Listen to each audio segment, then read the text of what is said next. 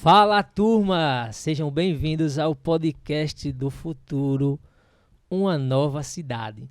Esse que você já sabe é um lugar para que nós possamos debater a cidade que nós somos e a cidade que nós queremos ser.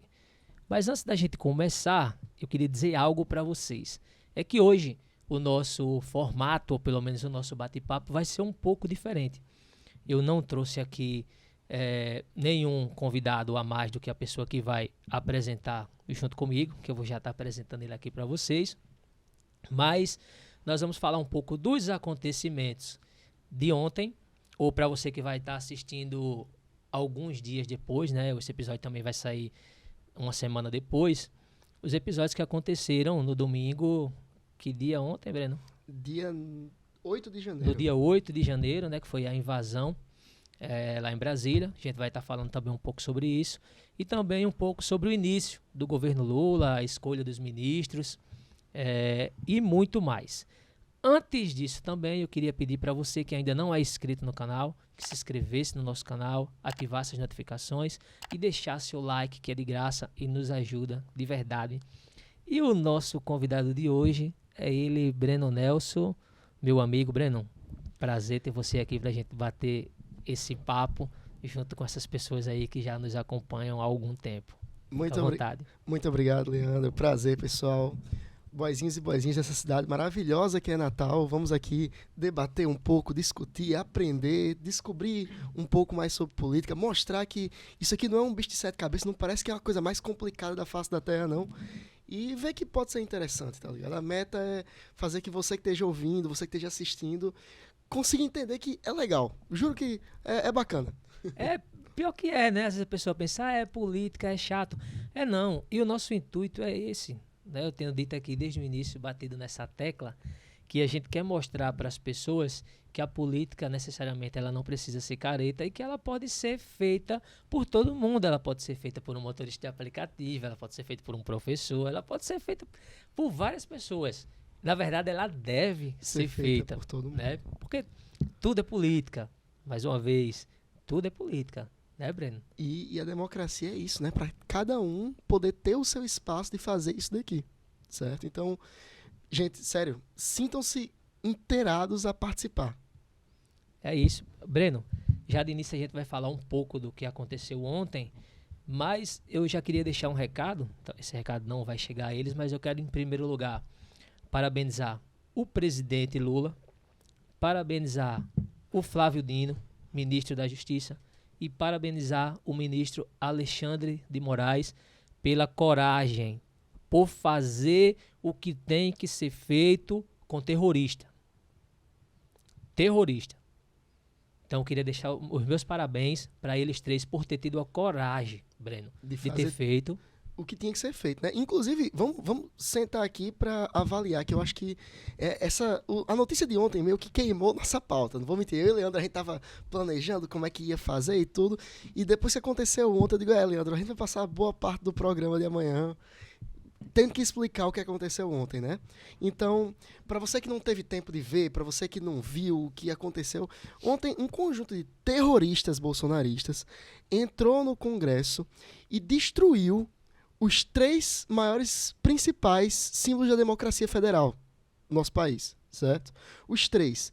Tanto o Congresso, onde ficam os deputados, que é o poder legislativo, quanto o Supremo Tribunal Federal, que é o poder judiciário, e o Palácio do Planalto, onde fica o poder executivo. Então os caras conseguiram cagar, infelizmente até literalmente, cagar em tudo isso que foi feito. Toda parte da nossa democracia estava ali e foi destruída. E aí eu queria parar até para falar uma coisa que é uma coisa interessante. Eu queria trazer uma reflexão, na verdade. Que imagina o seguinte. Os caras se dizem patriotas. Os caras se dizem apoiadores do Brasil. E alguém que se diz patriota é um cara que, em tese, tá defendendo que a gente tem que ter orgulho por ser brasileiro. Certo? Até aí, tá show. Como é que um cara que se diz patriota tá destruindo as coisas do Brasil? Como é que um cara que se diz patriota tá indo lá destruir um pouco da arte que tá ali? Porque, tipo assim, Portinari tá ali não é porque é uma arte culta que a gente tem que ficar... Não, porque Portinari é um pouquinho de você, sabe? Tipo, você estudou Portinari na escola, E quando você estudou oportunidade na escola, você viu aquilo fazendo parte da sua vida. Então, meio que todos nós que vimos aquilo em algum momento da escola, fizemos parte daquilo ali. E a partir do momento que alguém está tentando destruir o que você faz parte, essa pessoa não pode dizer que está no mesmo grupo que você, que é brasileiro que nem você. Não pode dizer patriota que nem você. Uma pessoa dessa, literalmente, ela corrompeu todos os ideais patriotas possíveis, certo? Uma pessoa dessa, a meu ver, devia ser extraditada do Brasil. O que não vai ser feito, obviamente, vai ser julgado justamente, preso. Mas assim, o ponto é, caramba, você tem que ser brasileiro tendo orgulho daquilo que você faz, sabe? Tendo orgulho daquilo que você é, tendo orgulho das culturas do Brasil, tendo orgulho da cultura nordestina que está aqui, do nosso jeito de falar, nosso jeito de nos expressar, ter orgulho da cultura de Manaus, do Amazonas, do Goiás. Tipo, o Brasil é muito amplo, gente, e a gente tem que ter orgulho daquilo, do conjunto que a gente faz parte, sabe? E, então, assim, só isso já era motivo pra a gente criticar à vontade, assim. Os caras já perderam total moral de poder se dizer manifestantes nesse momento. Aí a gente tem um segundo fator que ainda piora a situação, que estão tentando destruir não só parte da cultura brasileira, parte do que é você, mas os caras estão tentando destruir a nossa democracia. Aí isso é totalmente inaceitável. Tipo assim, beira a barbárie, sabe? Se os caras não querem ter a nossa democracia, se os caras não querem ter uma representação democrática com um presidente eleito, justamente, os caras só querem a barbárie. E, tipo, virou um meme muito interessante, né, Leandro? Porque quando a esquerda perdeu, o que a esquerda fez? Saiu postando, ninguém solta a mão de ninguém. Eu ia falar isso. Aí, quando a direita perde, os caras estão quebrando tudo. Gente, tipo, e foi num nível completamente absurdo, assim. A escala disso foi inadmissível, assim, inconcebível, certo? Eu acho que meu vocabulário não é amplo o suficiente para mostrar o quanto eu estou indignado com isso, certo? É muito interessante o que você falou, Breno, e é engraçado, né? Tipo, o cidadão de bem, como eles se dizem, atacando, como a gente chegou a ver em alguns vídeos, próprios policiais, né? Trabalhadores, servidores, aqueles que estavam trabalhando realmente, porque a gente sabe e viu vídeos daqueles que estavam sendo omisso ou conivente com o que estava acontecendo. A gente sabe que isso tem muito dentro da polícia, né, hoje em dia, por conta do bolsonarismo. Não são todos, claro, mas aqueles que estavam trabalhando, o cidadão de bem, eu vi imagens deles agredindo um policial, tirando o cara de cima do cavalo.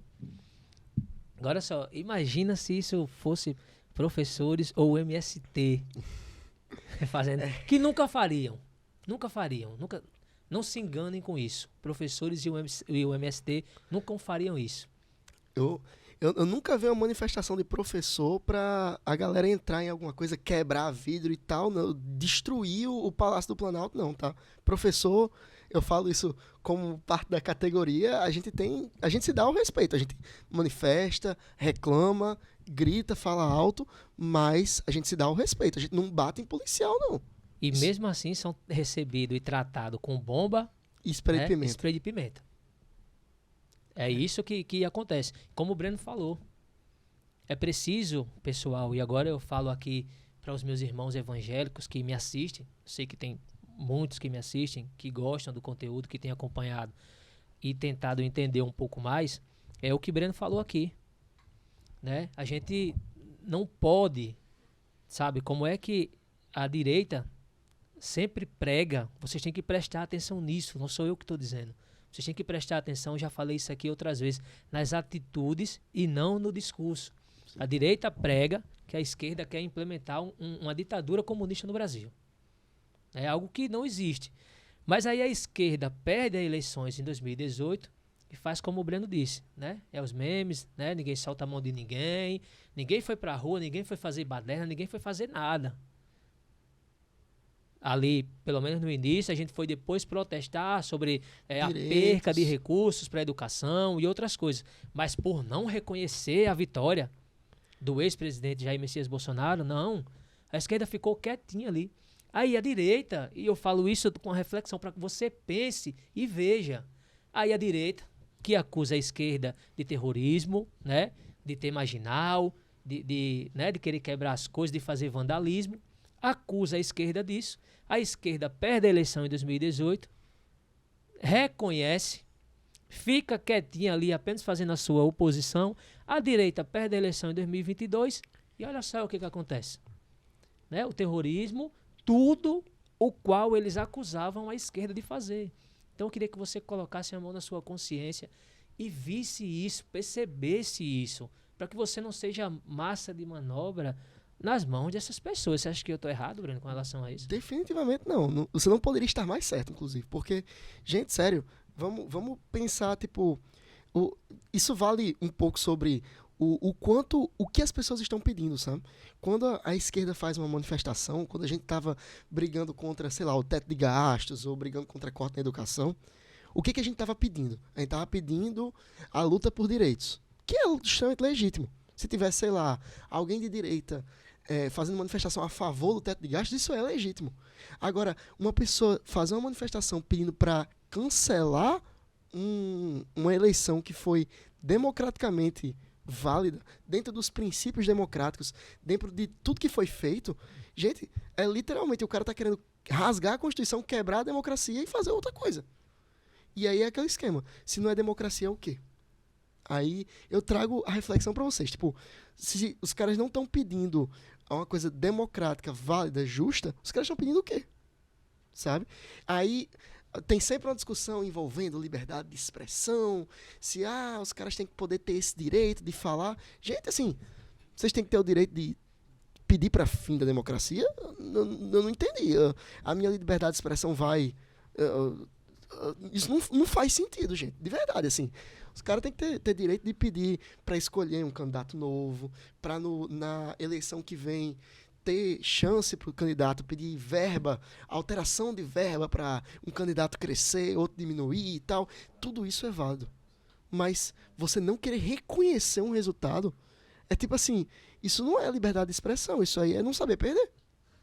Isso, nem um pouco. Outra coisa, né, que eu queria falar, eu tenho vários perfis evangélicos, né, e eu vi também que tinha muitos, isso aí é até inacreditável, muitos pastores naquele meio e incentivando isso. A gente sabe que tem pastores envolvidos nisso, muitos deles são bem conhecidos, a gente sabe, mas nós não podemos aceitar isso, Breno. Sim. Sabe, eu falando agora para você, meu irmão evangélico, nós não podemos aceitar isso. Sabe, onde é que está aquele discurso lá de 2018, que 2018, quando a gente perdeu, eu falo a gente, que é desse campo, eles diziam, não, mas o que é a verdade, né? Que toda a autoridade ela é instituída por Deus, sim, isso é verdade. Toda a autoridade ela é instituída por Deus, mas ela não pode ser instituída por Deus só quando é o meu candidato. Sim. Sabe? Senão aí não é por Deus. Então aí eu estou dizendo que a autoridade é instituída por Deus quando é feita a minha vontade. Sim. Né? Porque quando é o meu candidato, eu aceito. E quero que os outros aceitem. Mas quando não é, eu não aceito. É inadmissível pastores no meio dessa baderna e dessa bagunça. Isso é inadmissível. Eu não estou dizendo que o pastor não pode ser contra Lula. Ele pode e tem todo o direito de ser contra Lula, de ser contra o PT, democraticamente. O papel da igreja não é de servir de braço ou de milícia de candidato nenhum. Nenhum. Seja Lula, Bolsonaro ou quem for. Nenhum. Esse não é o papel da igreja. O papel da igreja é de ser consciência do Estado. Só isso. E nada mais. Sim. Consciência do Estado, Breno, para aqueles assuntos que interessam. Sim. Sabe? Porque quando perdemos a eleição para Jair Messias Bolsonaro em 2018, né, a esquerda passou 4 anos aí na oposição, e a gente sabe, você tem todo o direito de discordar, que as coisas pioraram para aquelas populações de baixa renda. Sim. Não só para eles, para o trabalhador. Eu sei que muitas vezes para você é difícil de ouvir isso, porque é o seu candidato, né? É aquele que você acreditava, né, Breno? Às vezes é engraçado. É a parada sabe, aquela sensação que a gente tem de quando você fez uma aposta e não quer que a aposta dê errado nunca. Uhum. Então, esse é o cara que em 2018 tipo, acreditou no Bolsonaro, fez uma aposta no Bolsonaro, e por pior que o Bolsonaro seja, a pessoa não quer largar. Mas, gente, parte do conceito cristão é você ter a humildade de reconhecer os seus erros. Não tá tarde para você olhar e dizer, Bolsonaro realmente não é a minha escolha correta. Eu não melhorei minha vida graças ao Bolsonaro. Vou atrás de outra coisa. Eu acho que parte da consciência cristã é você ter a sabedoria e a humildade de reconhecer que nem sempre você fez as melhores escolhas na vida. E tá tudo bem, gente. Tá tudo bem. E a gente segue, continua e pensa, tá, como eu vou fazer para ter escolhas melhores? Para melhorar a minha qualidade de vida, para melhorar a qualidade de vida dos meus irmãos, da minha comunidade, da minha igreja, de todas as pessoas que eu conheço. Tipo, talvez o Lula seja isso? Talvez. Eu, Breno Nelson, nesse segundo turno fiz essa aposta de, eu acho que o Lula vai ser a opção melhor para ajudar toda a minha comunidade, todos os meus amigos, minha família. Talvez em 2026 eu descubra que não é. Mas a gente tem que ter a humildade de reconhecer, caso não seja, e tem que ter a maturidade de aceitar o que veio, sabe? Isso, e necessariamente você, cristão, que estava com o Bolsonaro, muitas vezes por causa do pastor, necessariamente não precisa ir para o Lula, não. Não, também não é isso que a gente está dizendo. Mas você já começa procurando entender, sabe? Sim. Entender. Eu não acredito que alguém veja a situação que a gente se encontrava ou a situação que este cidadão deixou o nosso país, né, e diga que tá tudo bem. Tá tudo bem. Né? Não tá, a não ser que você viva num mundo paralelo, como a gente sabe que muitos vivem. Mas não tá tudo bem, sabe? Esse cidadão gastou aí horrores no cartão corporativo e impôs sigilo de 100 anos. Esse cidadão derramou, inclusive no Rio Grande do Norte, horrores de dinheiro público, conseguindo até eleger o senador. Senador esse que lutou para tirar os seus direitos, você que não sabe. Rogério Marinho Sim. foi pai das reformas. Foi o relator, né, da reforma da... Exato, é um dos pais da reforma, lutou. E outra coisa, disse que vai lutar para que não seja revogado nada. Né? A gente sabe, mais para frente vai falar sobre isso, que o Lupe andou falando um pouco sobre isso, e ele Sim. se doeu aqui, disse que vai lutar. Então, assim, esse cidadão derramou horrores de dinheiro aqui e conseguiu eleger um senador que luta contra você. Sabe, porque 90% da igreja, ou até mais, é da camada mais pobre da sociedade. Sim. Que sofre realmente com as consequências de uma mal política. Então, assim, necessariamente, não estou dizendo que você tem que, vou abandonar Bolsonaro agora e ir pro Lula. Não, não é isso. Mas você pode começar a procurar entender um pouco mais. E aí, se você é de direita, não tem problema nenhum. Mas você procura um candidato, né, Breno? Que correto, seja democrático. Que seja democrático e não como cristão, pastores incentivando atos como aquele de domingo, do dia 8, sabe? Isso, na minha visão, ela não pode acontecer. Breno, você quer falar mais alguma coisa nesse assunto? A gente pode... Eu queria só citar duas coisas que são importantes, que são, primeiro, o fato do... Uma coisa que é um conhecimento público, certo? Quem tinha que reprimir esses atos desde o começo era a Polícia Militar, certo? E a Polícia Militar, infelizmente, tem muito... Eu vou chamar de terrorista. Tem muito terrorista infiltrado, de tal forma que parte dela, infelizmente, como você comentou, foi conivente, parte dela foi omissa, e a parte dela tentou, que é a parte correta, tentou reprimir as manifestações. E aí a gente vê um problema que não tinha militar, não tinha PMs o suficiente. Não tinha gente suficiente para reprimir aquela ruma de gente. Eu acho que já estão calculando em escala de, tipo assim, milhares de pessoas lá destruindo tudo. E a gente não tinha nem, 300 PMs em atividade em Brasília ontem. Aí a gente vê o que aconteceu aqui. Porque era de conhecimento público, principalmente para o governador de Brasília, que é o senhor Ibanez Rocha, que estavam indo ônibus aos montes para Brasília, infestados de bolsonaristas, se dirigindo ao Palácio do Planalto. O que ele deveria ter feito? Deveria ter prendido a galera no ônibus? Óbvio que não. Mas quando você vê uma situação como essa, é de extrema importância reforçar a polícia. É de extrema importância, dar um dia de trabalho extra para um monte de gente ali e, tipo, tentar segurar a onda, sabe? Não dá pra você não ficar com um contingente de domingo tradicional num domingo que não é tradicional. Então, assim, Ibanez Rocha foi afastado, inclusive foi uma das coisas que o Alexandre de Moraes fez hoje de manhã, afastou o governador do Brasil por 90 dias, e, como o Leandro disse, eu reforço, tá certo, porque ou ele foi omisso, ou ele foi negligente, né? Ou ele foi conivente. E eu, sinceramente, não sei o que é pior. Coisas que eu acredito que nós vamos passar muito nesses 4 anos aí. E espero que as nossas lideranças continuem com coragem de fazer o que tem que ser feito. Porque não pode dar brecha, né? É aquele ditado que sempre diz, a cadela do fascismo está sempre no cio. Sim. Então a gente não pode dar brecha. Não pode dar esse espaço, né, gente? E, tipo assim, é uma coisa que tá tudo tão suspeito que até o secretário de segurança do Ibanez Rocha foi ministro da Justiça do Bolsonaro e tem voz de prisão pra ele, sabe? A galera vai atrás dele de prendê-lo, porque é muito estranho, tá, tipo, tudo tão claro pra essas autoridades e, tipo, ninguém ter se organizado pra nada. A gente diz que a ABIN é a Agência Nacional de Inteligência, a Agência Brasileira de Inteligência. E tipo assim, aparentemente faltou inteligência. Muito. Porque a lógica é essa, né? Eles já tinham que saber de tudo que ia... Mas eu acho que não teria nem como, nesses 4 anos sofrido que a gente teve de percas de recursos em muitas áreas. Acho que muitas coisas feitas de propósito.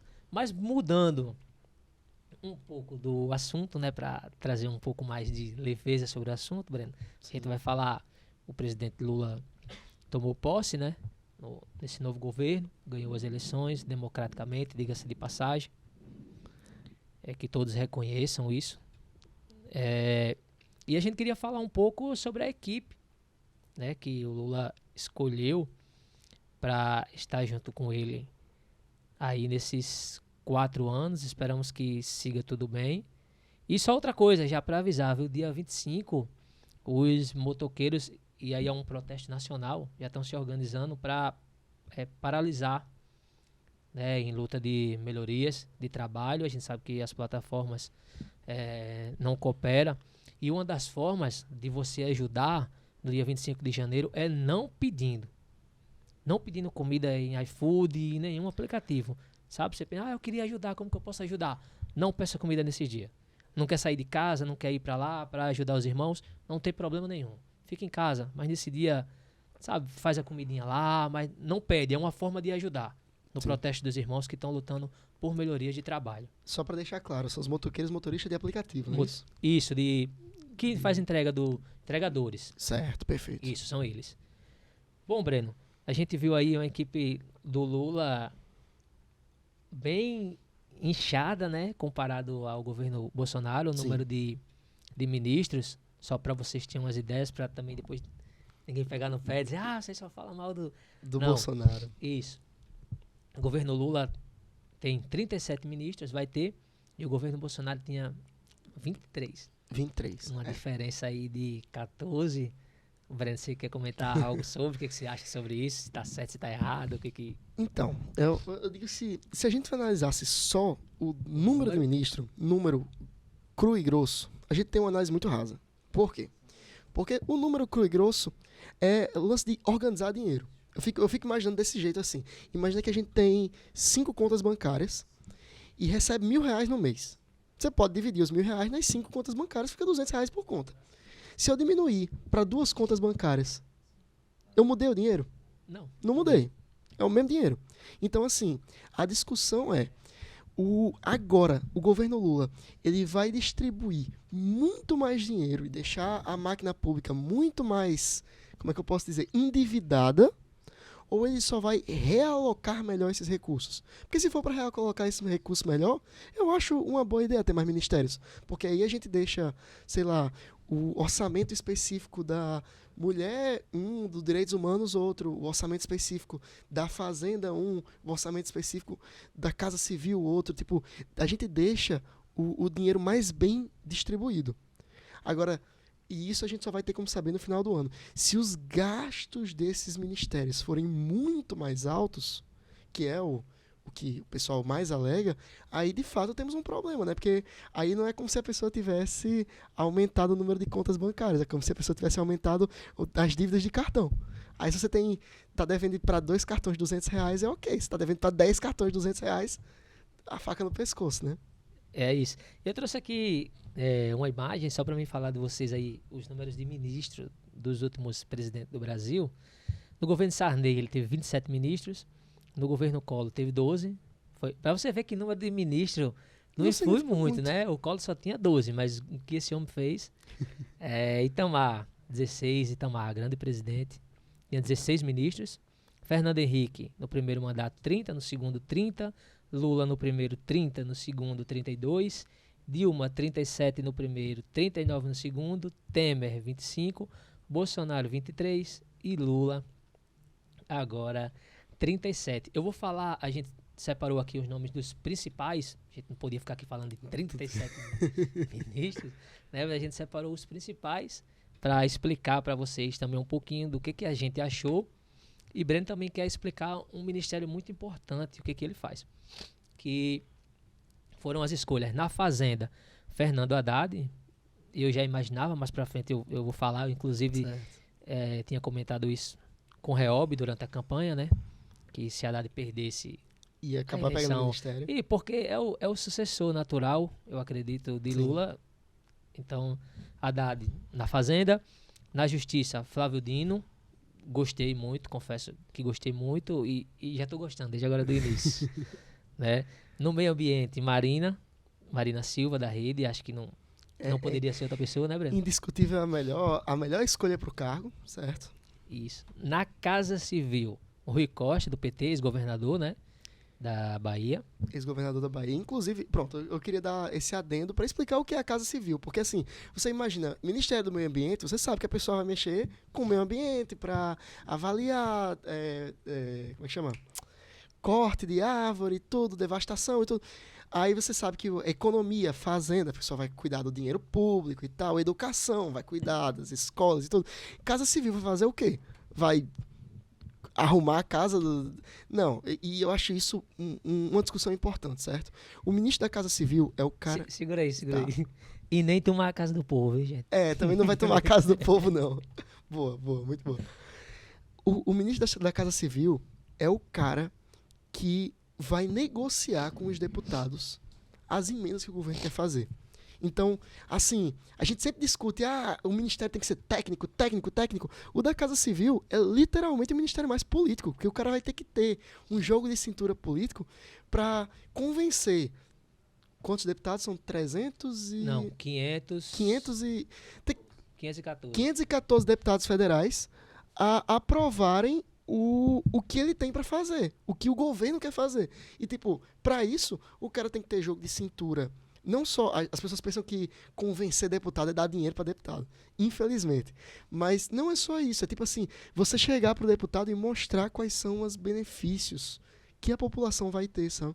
Deputados bem-intencionados, que não são os que a gente diz que são vendidos, os deputados bem-intencionados, eles levam isso em consideração, sabe? Então, o ministro-chefe da Casa Civil tem que ser um cara que tenha muito jogo de cintura para ir saindo conversando com os 500 deputados e ver se vão ser convencidos o suficiente para aprovar os projetos do governo. E eu acho que é interessante a gente comparar, porque aí vem a minha opinião sobre o Rui Costa. O Rui Costa, ele era governador da Bahia, ele não era o ministro da Casa Civil da Bahia, o secretário da Casa Civil da Bahia, mas ele teve boa parte dos projetos de lei dele, nos 4 anos dele de governo, nos últimos 4 anos, que foi o que eu olhei, na Bahia, muito bem aprovados. Então, assim, se ele não é um cara que tem bom jogo de cintura com os deputados, ele conhece quem é.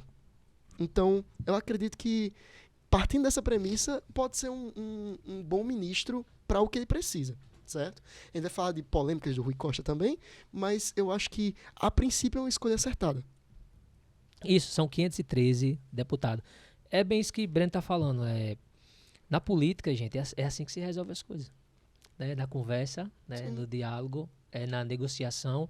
E, necessariamente, negociação não quer dizer roubo, não. Entendeu? Não é isso que é negociação, não.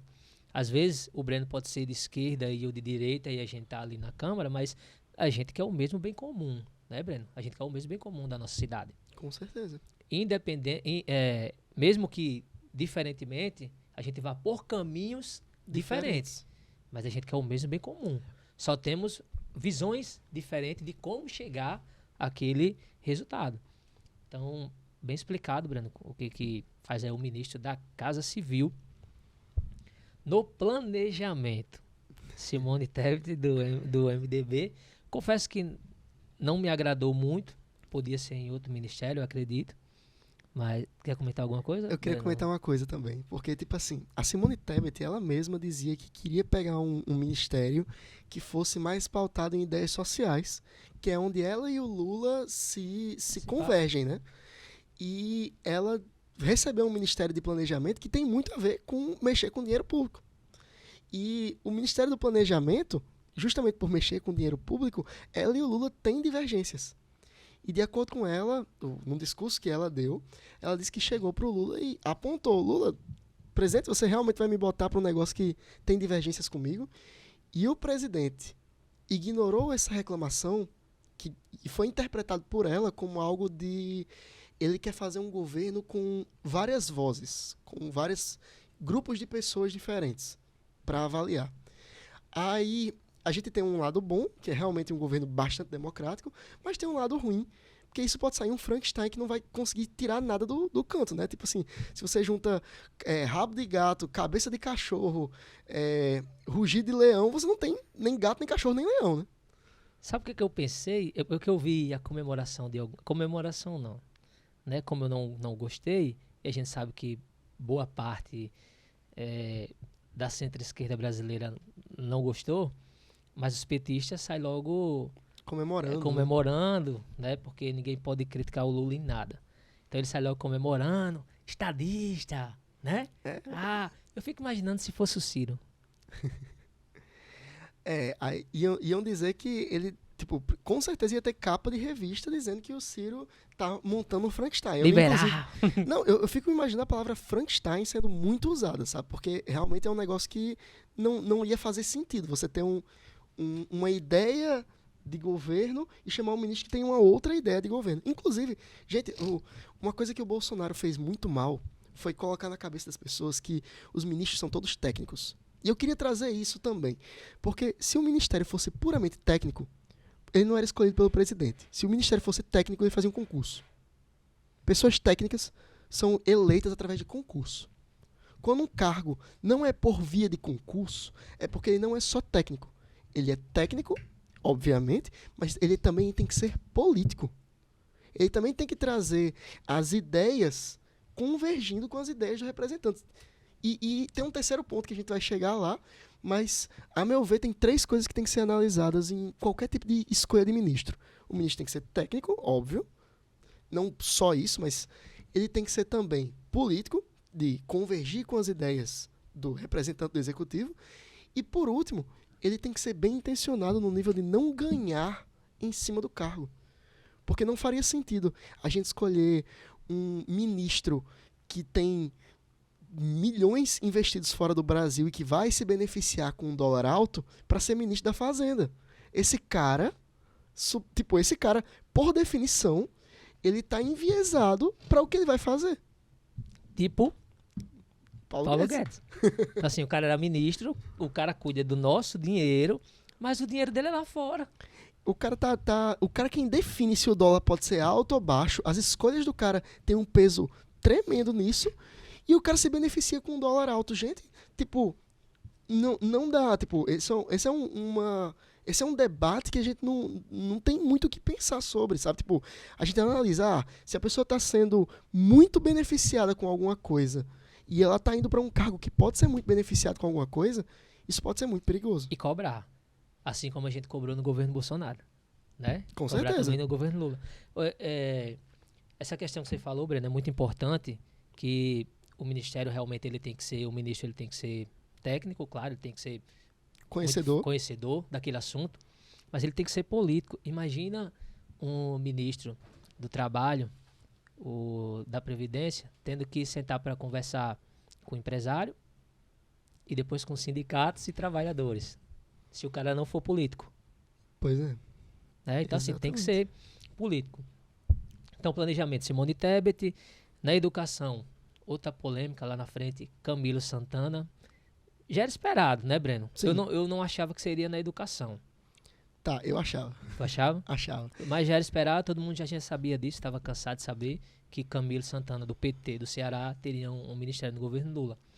E aí, 2 do PDT, Integração e Desenvolvimento Regional, né? Esse era o cargo que era do Rogério? Eu acho que era do Eu acho Rogério que Marinho. mudou o nome, não foi? Não, Integração. Integração, É ministro da isso, é do Integração, Rogério era Rogério Marinho. Walter Góes, do PDT do Ceará. E na Previdência, o presidente do PDT, Carlos Carlos Lupe. Um bom nome também, acho que não poderia ser outro. Eu também acho. É um cara muito assertivo, justamente para a Previdência. O detalhe do Camilo Santana é porque teve toda a polêmica envolvendo a campanha dele no Ceará e tudo. Mas, assim, uma pessoa que eu acho que é indiscutível, importante para fazer parte do ministério, era a Isolda, que era do PDT e saiu e agora está sem partido. Isolda do Ceará. Isolda do Ceará, isso. Que foi governadora do Ceará até o final do mandato, agora em 2022.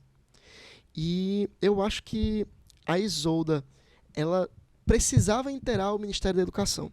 E sabendo que ela está, pelo menos, na parte de educação básica, que foi o trabalho que ela desenvolveu em Sobral, eu fico um pouco mais tranquilo. Eu fiquei muito chateado por saber que ela não tinha sido lembrada no Ministério da Educação. Mas eu fiquei um pouco mais aliviado quando eu soube que, pelo menos, ela ganhou uma secretaria lá dentro.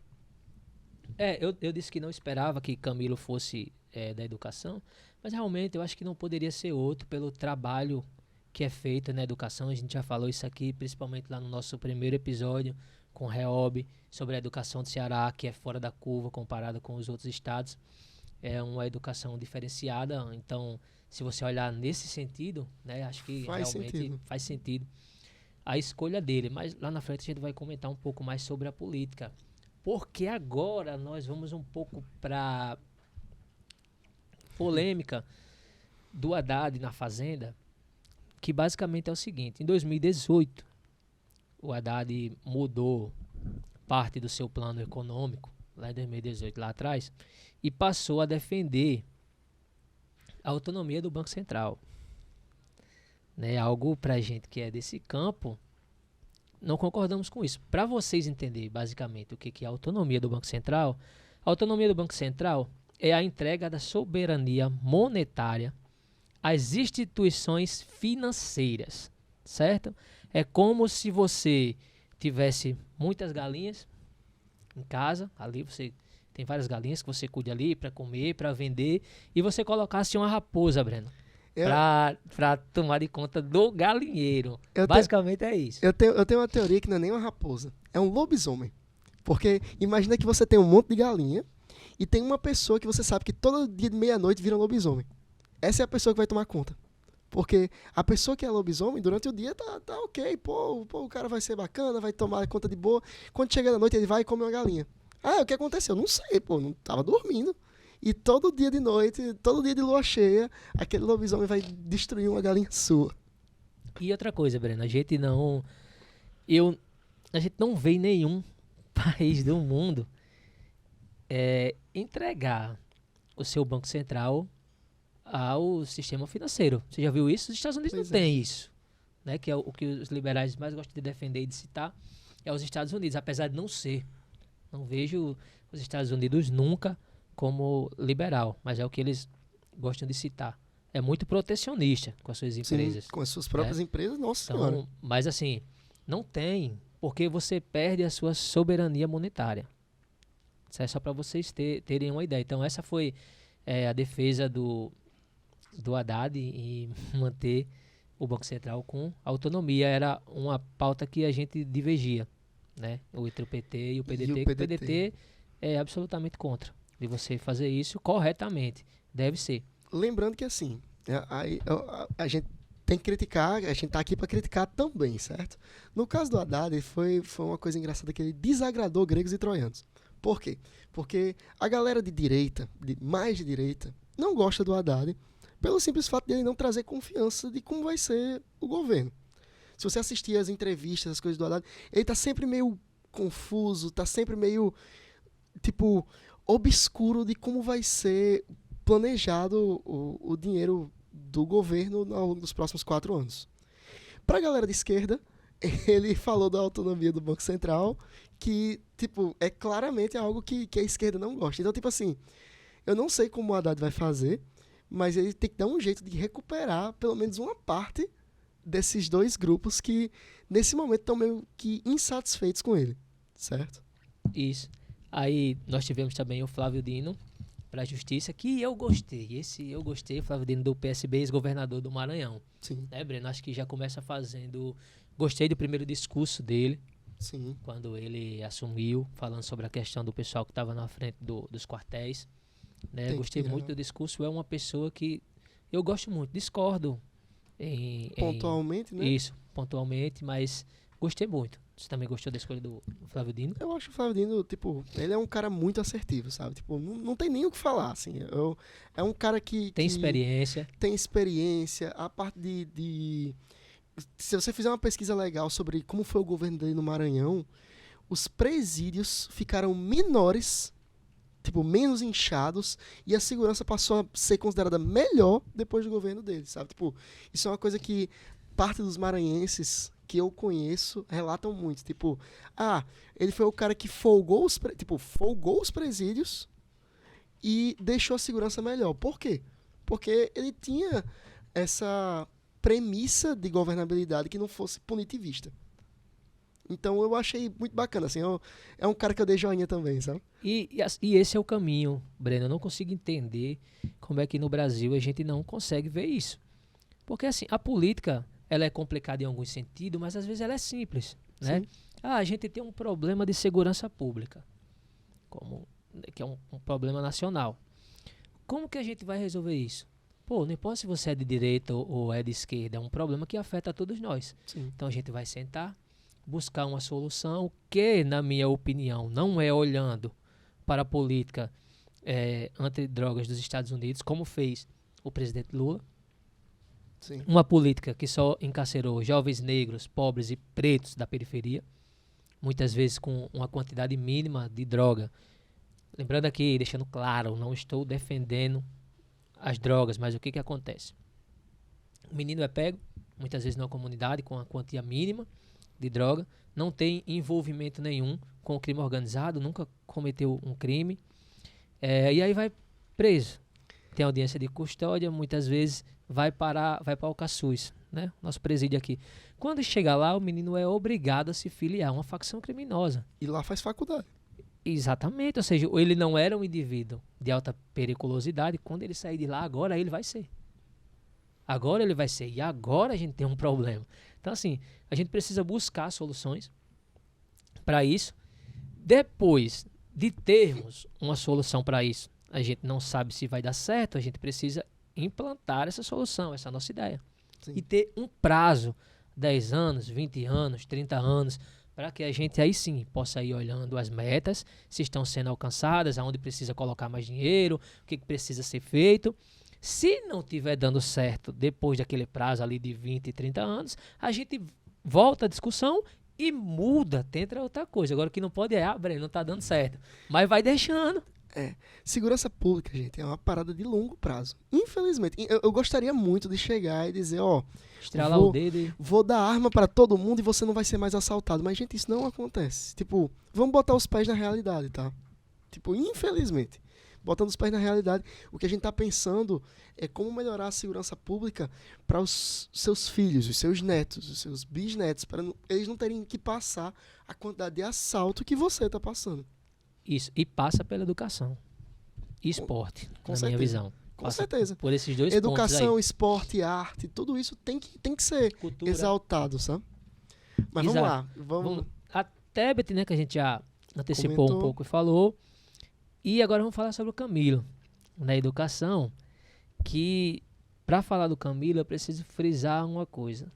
O Ciro denunciou isso Sim. num programa do Roda Viva, que para quem não sabe, o PT e o PT do Ceará e o PDT têm uma aliança já de longos tempos. Sim. E o Ciro denunciou no Roda Viva que o Lula tinha se metido no Ceará e tinha prometido um cargo de ministro para o Camilo. O Camilo desmentiu o Ciro, né? Disse que era mentira, mas o tempo tá aí para mostrar todas as coisas, né, Breno? Então, pelo que a gente consegue ver, o tempo é implacável, né? pois é. Então, assim, eram aliados no Ceará desde 2006, só para você ter uma ideia, o PDT e o PT. E rompeu, a Isolda saiu do PDT, foi para o PT também, e aconteceu aquilo que o Ciro já tinha denunciado. Mais uma que o Ciro acerta. Será que o Ciro é evidente? É só uma análise crítica, um olhar crítico ao que está acontecendo, né? Ele entende, né? Ele vê E sabe, analisa, estuda. Assim, esse é um pouco, quando tem que criticar, a gente critica. Esse é o modus operandi do PT e a forma que o PT trabalha nas articulações das suas políticas, né? O que, assim, eu acho que o PDT deve começar a olhar e melhorar nas suas articulações. Com certeza. Tá faltando um pouco mais de jogo de cintura político pro PDT. O PDT não conseguiria, por exemplo, emplacar um ministro-chefe da Casa Civil que fosse realmente para organizar tudo isso aí, nesse momento. E isso é algo que a gente, como estudiosos e integrantes do partido, a gente analisa, estuda, aprende e vê como pode resolver, sabe? E para mim, o mais importante do PDT, né, que foi o presidente do PDT, Carlos Lupe, foi escolhido para a Previdência. E para a gente falar dele, a gente não pode deixar que ele citou, teve uma fala dele em rever a reforma da Previdência, né, que a gente sabe que ela foi maléfica ao trabalhador. As pessoas que dizem o contrário mentem na cara dura, na cara de pau para vocês, porque... E aí o Lupe foi atacado. Não, primeiro ele foi desautorizado pelo Rui Costa, né, do PT, na sua fala. E depois ele foi atacado pelo Estadão, né, que é um jornal lá de São Paulo. E não só ele. O Estadão achou pouco, atacou o Brizola, né? Num editorial, assim, muito desrespeitoso. Muito. E o trabalhismo também, chegando a chamar o trabalhismo de seita. Eu não vou dizer aqui que o Estadão desconhece o trabalhismo, porque ele não desconhece. Eles conhecem realmente. O problema é porque o Estadão está do outro lado. O Estadão representa a Faria Lima. A Faria Lima, para vocês que não conhecem, é o principal centro financeiro do Brasil, que fica lá em São Paulo. Certo? É uma avenida, é o principal centro. Assim, a elite do Brasil, quando vocês ouvirem falar em Faria Lima, é a elite do Brasil. É lá que eles dão as cartas e querem... movimentar dinheiro. Movimentar muito dinheiro. Exato, só isso. Então, quando eles atacam o presidente Carlos Lupe, quando eles atacam o Brizola, quando eles atacam o trabalhismo, não é sem saber, não. Eles sabem muito bem o que estão fazendo e fazem de mau caratismo, na minha visão. Você acha diferente, Breno? Não, eu concordo. E tem um detalhe assim, sabe? O lance da reforma da Previdência é uma discussão que a esquerda, e principalmente a esquerda não petista, está comprando. Porque é o seguinte, tem que ser, qual é a palavra? Negacionista para dizer que a Previdência não precisa de reforma. Certo? Tem que ter uma reforma. Isso foi, inclusive, uma das pautas mais discutidas contra a campanha em 2018, lá em 2018, no governo, na campanha do Haddad, porque não apresentavam uma reforma para um problema que era a Previdência Social. Só que não é por dizer que tem reforma que a gente está dizendo que essa reforma é boa para o trabalhador. O PDT era um partido de esquerda que tinha uma proposta alternativa de reforma. Clara, objetiva e que respeitava os direitos do trabalhador de não trabalhar para se aposentar com 80, 90 anos, sabe? Tipo, é aí que tá. O ponto é, o que o Carlos Lupe está querendo mostrar é que a reforma da Previdência que foi aprovada pelo Paulo Guedes, essa reforma, ela não está respeitando as condições de vida de um trabalhador. E, tipo assim, de novo, não é para eu dizer, não é que o Carlos Lupe está dizendo, não tem que ter reforma, vamos voltar ao que era antes. Não. Gente, tipo, a Previdência é uma parada que se A gente estava com a mesma ideia de previdência desde os anos 90. Olha como aumentou a população do Brasil e olha como aumentou a expectativa de vida do brasileiro entre os anos 90 e hoje em dia. Tipo, tem que ter uma reforma. A gente não é negacionista para dizer isso. Só que a gente também tem que levar em conta uma reforma em que o trabalhador braçal que está na roça, ou que está entregando o aplicativo, ou entregando com o aplicativo, ou que está tendo uma condição de trabalho mais dura, ganhando um salário mínimo, tem que ter um pouco mais de chance, tem que ter um pouco mais de condições de poder se aposentar com dignidade. É só isso. E o que o Carlos Lupo falou não foi nada absurdo, não, gente. Que ele não falou também nada de bater de peito. Ele não disse nem que ia revogar a reforma. Ele disse assim, vamos revisar a reforma trabalhista do Paulo Guedes, porque eu vou mostrar para vocês com dados, ele falou com essas palavras, vou mostrar a vocês com dados que não há déficit na reforma. Então, o que o Carlos Lupo estava dizendo é que a Previdência Social não está deficitária atualmente. E, inclusive, queria só mostrar um número aqui, que o Estadão trouxe um número, né, do registro do déficit da Previdência de 262 bilhões. Né, e disse que o rombo chega a 370 bilhões na Previdência. Mas o que eu quero falar é o seguinte, ele chama atenção para isso na Previdência, mas o que eu acho engraçado é que o Estadão nunca comenta ou fala sobre a questão da dívida pública do Brasil, né, que as despesas totais com juros passam de 312 bilhões em 2020 e, no geral, 448 bilhões com juros. Sabe por que ele não reclama isso aqui? Porque, como a gente falou no início, a Farinha Lima é a elite. Lá na reforma trabalhista, eles ganham porque estão tirando do trabalhador. E aqui é onde eles estão recebendo. Entendeu? Então, assim, eles jamais vão falar desse déficit aqui, Breno. Sabe? Do que o Brasil paga de juros a eles. Então, o seu Estadão não tem coragem de falar isso aqui. Então, para ele é muito mais fácil falar da Previdência. Porque é isso que vocês têm que procurar entender. A elite e o empresário, ele não está preocupado com você, não. Deixando claro, nada contra o empresário. Mas assim como o empresário defende o bolso dele, nós, trabalhadores, vamos defender o nosso direito. Sim, exatamente. É isso, Breno? E a gente falou sobre o Rogério Marinho, né? O Rogério criticou a ameaça. Para mim é até piada. O Rogério querer criticar alguma coisa e a gente até dá palco para ele, mas ele vai ser muito falado e muito cobrado, porque pode ter certeza, se vai ter um cidadão que em 8 anos vai trabalhar contra o trabalhador lá no Senado, é o Rogério Marinho. Eu também acho que, assim, ele pode até trabalhar, mas, assim, ele é o cara que... O Rogério Marinho não tem articulação política de verdade, não, sabe? Então, eu também não imagino ele conseguindo fazer o estrago que ele quer fazer. Graças a Deus. Se Deus quiser. A gente tem essa sorte, que do lado de lá não tem essas pessoas, assim, muito... né? Inteligentes, não. Então, tem essa sorte. Ressalvas, tem alguns muito inteligentes, mas não com cargos a esse nível, né? Então, assim... Só para vocês terem uma ideia, a reforma, em 4 anos depois da reforma, que eles prometiam empregos aos montes, né, não gerou os empregos prometidos.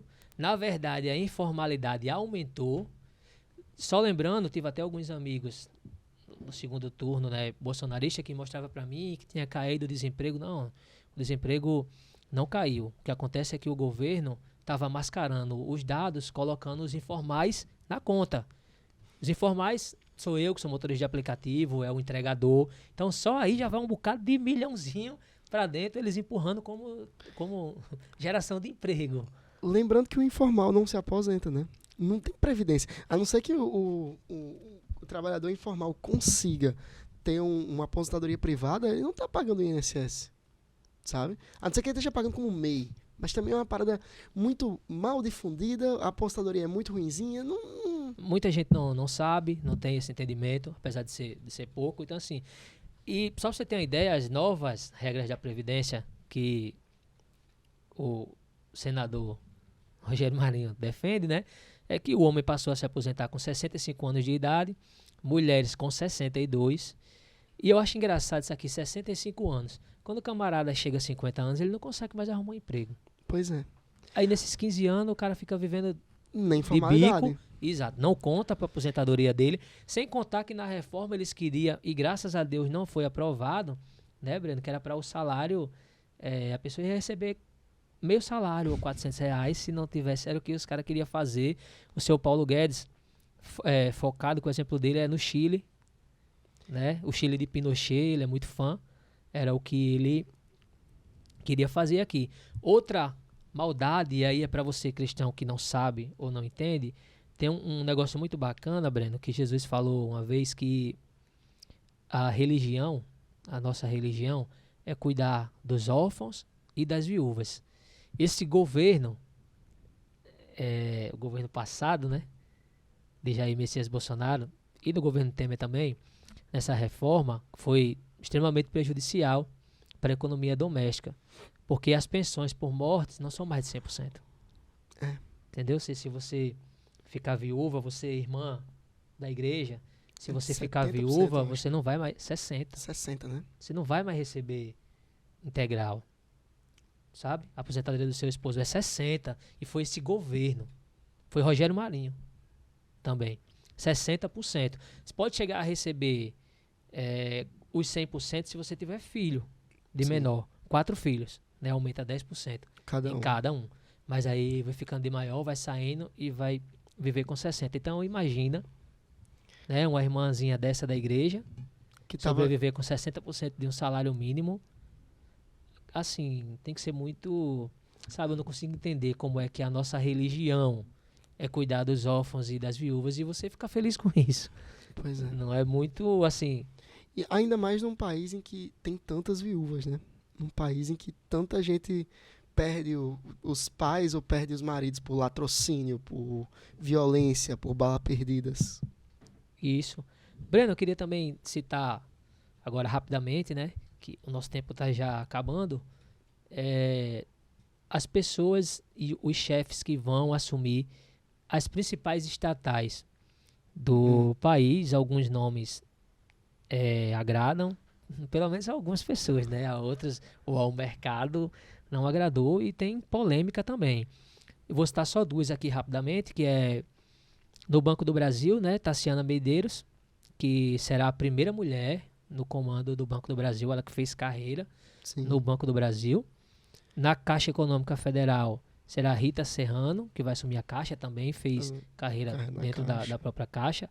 A Caixa que a gente sabe vive uma crise, né, reputacional, por causa daqueles assédios morais e sexuais praticados pelo ex-ministro ex-presidente da Caixa, o Pedro Guimarães. E espero que o Lula tenha coragem de tirar o banco e o Brasil dos cartéis do Banco Brasileiro, dos bancos brasileiros. Com taxa de juros. Isso foi uma promessa de campanha dele, né, gente? Não se esqueçam. Tipo assim, eu falo uma promessa de campanha, não estava no projeto de governo, mas foi uma coisa que ele disse no Flow, que banco público servia para isso. Para diminuir taxa de juros e ajudar gente que quisesse investir, gente que precisasse de dívida e tal. Então, assim, foi uma coisa que o Lula disse, né? Esperamos que ele mantenha essa palavra, já que não estava assinado, mas está documentado na internet. Tá lá, hoje em dia a internet é bom por causa disso. Luiz Inácio falou. E vamos lá, no BNDES, a Luísa Mercadante... Não surpreende ninguém, né? Não gostou, não surpreende. Breno, você quer comentar sobre a Luísa Mercadante? Não, a Luiz Mercadante foi o ministro da Educação, né, do governo, acho que de Dilma, foi o último ministro antes da Haddad na Educação. Eu sei que ele que desenvolveu a ideia do Enem, que a gente dá muito crédito para o Haddad, porque o Haddad pegou o negócio pronto, mas foi a Luiz Mercadante que fez todo o planejamento. Então, assim, se você é um cara apoiador ou detrator do Enem, você agradece ou reclama com o Mercadante. E a gente tem muito isso aqui no Brasil, né? Para comentar, a gente não dá valor, e principalmente as pessoas que você teve uma ideia, você iniciou, você plantou ali. Aí eu cheguei, eu tô colhendo, os créditos é meu. Eu acho que o ego no Brasil das pessoas é muito grande, sabe? Ninguém tem, show de bola, beleza, eu tô entregando, mas foi o Breno lá que começou, que sofreu, entendeu? A gente vê muito isso aqui no Brasil. E o último, né, que a gente quer comentar aqui, rapidamente, é o da Petrobras, que o senador aqui do Rio Grande do Norte, Jean Paul Prats. Breno, queria que você comentasse a indicação dele para a Petrobras, porque O Jean Paul, eu não sabia disso, ele tem 4 empresas no setor do petróleo. É basicamente aquilo que a gente tava falando lá do Paulo Guedes, só que agora com o senador Jean. Jean Paul, sendo totalmente justo, ele tem 4 empresas no setor do petróleo ou gás, ou seja, empresas que beneficiariam se um cara fosse presidente da Petrobras e pudesse ajustar o preço das coisas ou ajustar como pode ser vendido as coisas. Então, assim, ele é um nome que tem esse... Como é que eu posso dizer? Tem esse viés. Em defesa a ele diz que já se afastou de 3 dessas 4 empresas. Aí, isso significa que uma ele não abriu mão. Aí a gente tem que ver como isso vai dar, porque, de fato, lembra daqueles 3 pontos que eu disse que era para se escolher um ministro. Ele tem que ser técnico, Jean Paul é técnico, inclusive é formado em engenharia elétrica na UFRN. Ele é político, ele foi um senador que trouxe investimento para as eólicas aqui, então ele é político, ele tem jogo de cintura, mas ele está enviesado. Então, será que seria a escolha correta? Será que seria o ideal para ser feito? Será que não foi uma troca de favores que o Lula tinha que jogar? Eu não sei. Eu estou mais trazendo a reflexão, certo? Eu confesso que eu gostei do nome do Jean. Gostei, mas depois já desgostei. Eu vou falar aqui também, para a gente encerrar. Mas eu não sabia dessa questão das empresas, eu sabia que ele era muito experiente na área, né? Principalmente por causa das eólicas. Gostava. Mas teve uma fala dele que me desagradou um pouco. Não sei o que vai acontecer. Ele disse que não falou isso, mas a fala dele foi de que ele tinha falado que a Petrobras não iria intervir nos preços dos combustíveis. Assim, isso o que a gente pensava é de mudar essa política de preço da Petrobras, porque não existe você ganhar em real, né, e pagar um combustível em dólar. Então, assim, isso não existe. Então, o que a gente mais pensava era nessa política ser mudada. O PDT tinha um projeto claro para isso, sempre falou isso durante a campanha. E teve essa fala dele aí. Segundo a Carta Capital, ele falou que não foi bem isso que ele disse. Eu não vi, não posso dizer. Se tem alguma coisa a comentar, Breno? Eu acho que sempre tem a chance dele falar só para agradar o mercado, né? Pode ser. Eu não sei, porque quer queira, quer não, o mercado foi muito, como é que eu posso dizer, muito avesso à vitória do Lula no primeiro momento. Então, a meu ver, politicamente, tem alguma estratégia de você tentar amenizar o mercado, pelo menos por agora, para não vir um rombo logo no começo do mandato. Mas a minha maior ressalva com o Jean Paul é dessa empresa que ele não largou, sabe? Eu não vou mentir, não. Eu não acredito que ele queira manter os preços. Talvez eu morda a língua, eventualmente. Vocês estão aí para me cobrar. Me cobrem, caso eu morda a língua. Mas sobre essa empresa dele que me deixa com, sabe, a orelha em pé de verdade. Mas é isso. Bom, é isso. Breno, foi muito bom esse nosso, vamos dizer assim, primeiro episódio nesse modelo. No próximo a gente vai estar falando sobre a reeleição da governadora Fátima, sobre a escolha dos secretários, sobre muita coisa do Rio Grande do Norte e também de Natal.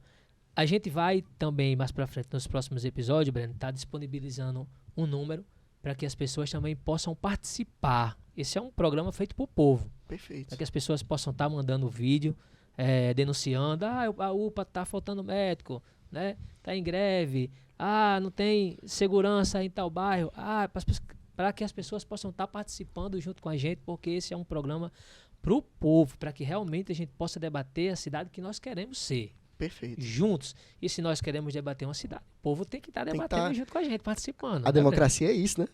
É isso. Então a gente, no próximo episódio, a gente já vai estar separando esse número para que vocês possam mandar suas perguntas, mandar suas denúncias, independente de qual é o seu lado político, você será bem recebido aqui, né, Breno? Desde que seja com respeito, não só a nós, mas também para os nossos convidados. A gente não vai deixar de trazer convidados, sempre que possível, para falar de determinados assuntos. Breno, foi um prazer ter você aqui hoje comigo, igualmente, muito bom. deixar um tempo aí para você se despedir da galera e depois eu encerro. Pessoal, muito obrigado pela recepção. Eu espero ter agradado. Eu sempre estou disposto a ser cobrado pelas coisas que eu falei. Então, se eu falei alguma coisa, eu estou sempre disposto a voltar atrás caso eu tenha falado uma besteira. E eu estou sempre disposto a manter a minha palavra caso eu esteja falando algo correto. Então, assim, podem vir, podem me cobrar, podem nos cobrar. Nós somos aqui pessoas para aprender, melhorar e trazer o debate político para as comunidades, para as pessoas. Certo? Eu acho que o que importa é isso, a gente poder conversar política de maneira honesta. Principalmente nessa cidade incrível. Eu amo Natal. Eu amo Natal de coração. E eu só consigo ter a vontade de fazê-la ficar cada vez melhor, cada vez mais nova.